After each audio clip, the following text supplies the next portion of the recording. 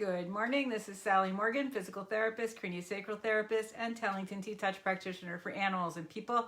This is Tristan. He's a Corgi, and we're here for an episode of Conversations with a Corgi. Oh my gosh, Facebook has so many changes on this page. It took me 20 minutes to figure out where to do a live video out of. They just, this is how you don't age. You have to constantly keep changing things to make it, quote, better, easier. And it's never better or easier than what was the original. Except I have to say the iPhones have gotten better than the originals. But, in terms of using them, it's kind of the same stuff. But the computer definitely keeps you young, having to rethink things all the time.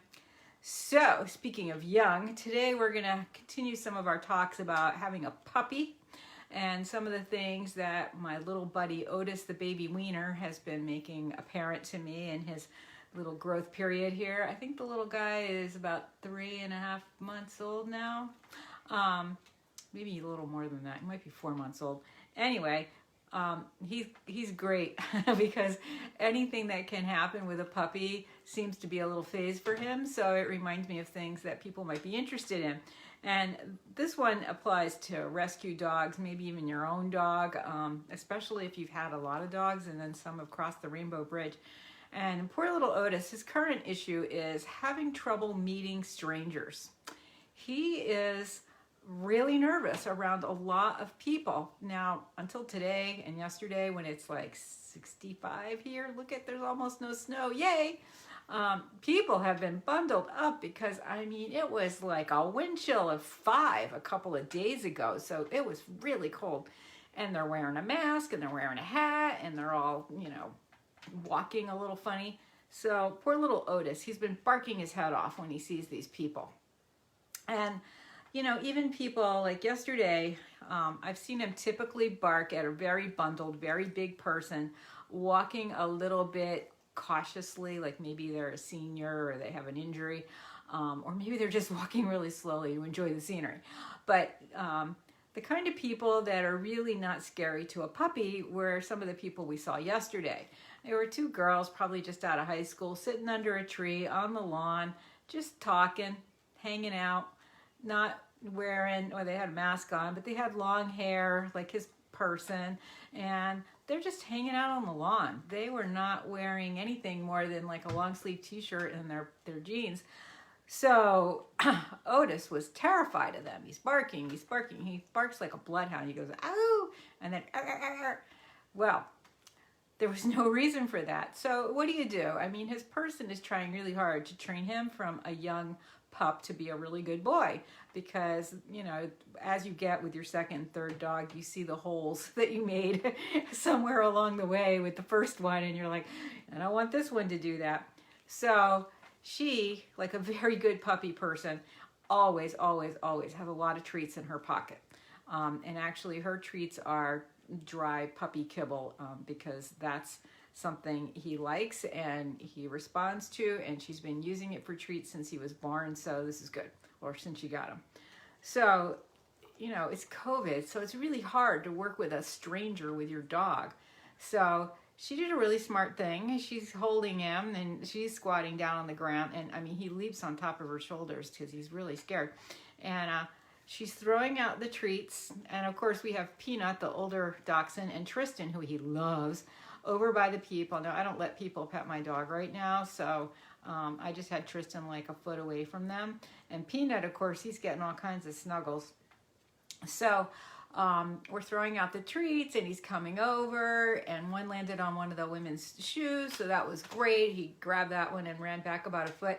But it was a real process. So, part of the lessons from this are, when you're walking a little tiny puppy like this, you can't plan to just run around the park and be done in 20 minutes.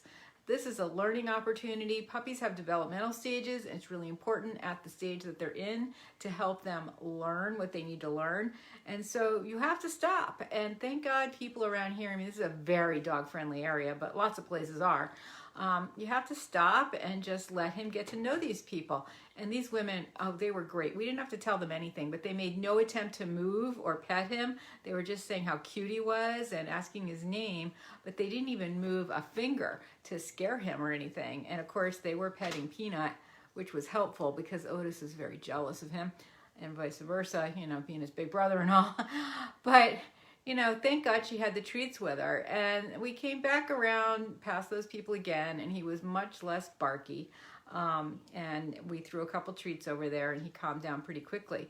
And other people that we see along the way of our walk, he does not always bark at, which is a good thing.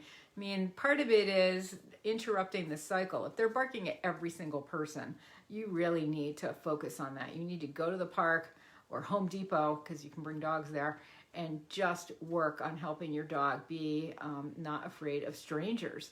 That's part of why puppy school is so good. And of course, during COVID times, it's really a challenge because puppy schools aren't happening, or they're keeping social distance, and so they don't always have the puppy interaction time that they would have had.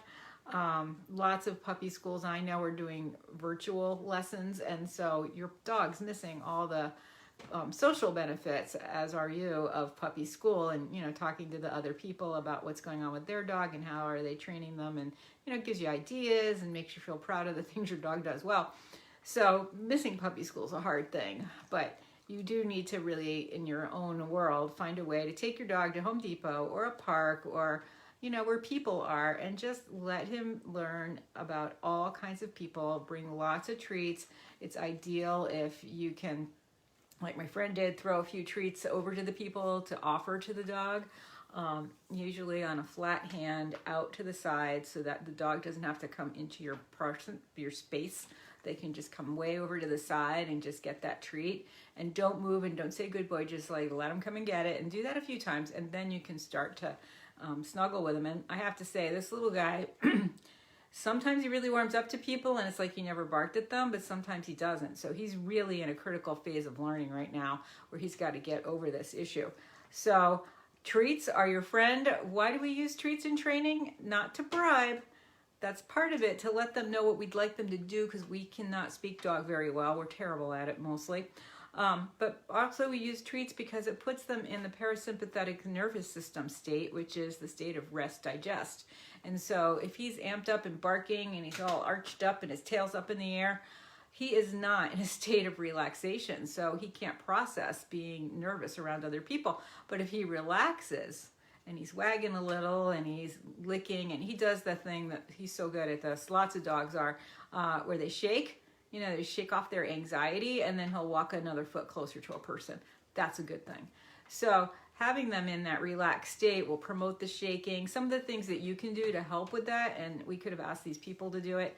It's so hard though, you know, when you're there with 3 dogs and this is going on, you don't always remember stuff. Even I don't, and I've got a lot of experience.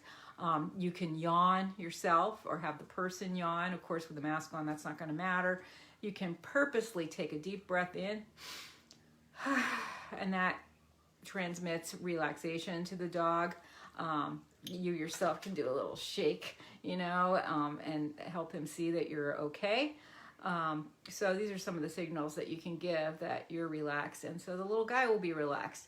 And it's great, like we had yesterday, and you can in other places, even Home Depot, have a second or third meeting with the same person to help your dog get used to that person. So pretty soon his stranger versus people I know repertoire becomes bigger and bigger with people he knows. It was pretty fascinating, though, that these girls yesterday were people totally unlike the others he had previously shown us to be afraid of. He is a little more approachable with people when they are with a dog, especially a small dog that he likes. Of course, like all our little dogs, he's often quite barky when he sees a golden retriever or a Labrador approaching. But, you know, even then, his person gets right down on the ground with him and starts giving him treats and asking him to do things so that he's not barking at the other dog. And that's exactly what you want to do.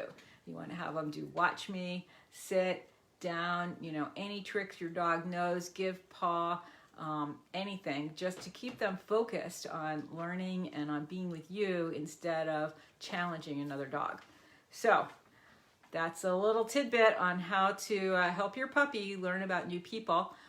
You can also do the same kind of thing with the door, because a lot of dogs are nervous, and this goes for all ages, about people coming to the door.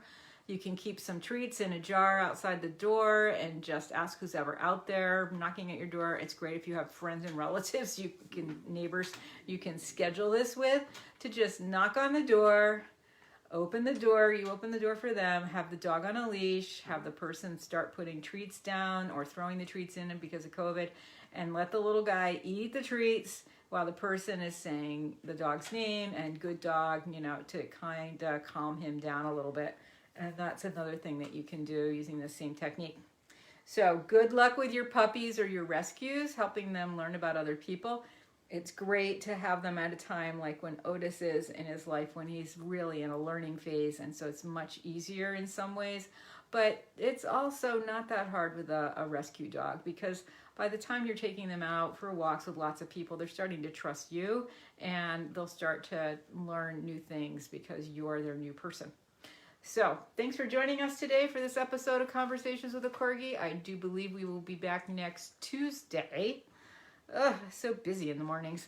And it's supposed to get cold again, but then warm up next weekend. Thank heaven. I've just been so enjoying these 65-degree days. And Danny's out there in the west. They're having snow all over the place in Colorado. But as my friend who lives there says, it always melts right away. So it's no big deal. It's just pretty to sit inside. And then 3 days later, it's gone. But this is going to be 2 feet. So I don't know that it's going to go that fast. Anyway, thanks for joining us. Everybody have a great weekend and enjoy your pets.